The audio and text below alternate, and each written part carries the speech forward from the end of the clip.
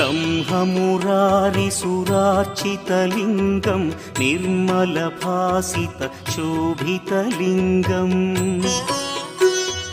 जन्मजदुःखविनाशकलिङ्गं तत्प्रणमामि सदा शिवलिङ्गम्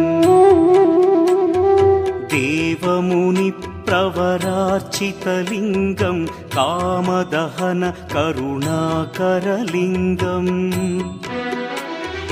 रावणदर्पविनाशकलिङ्गं तत्प्रणमामि सदा शिवलिङ्गम्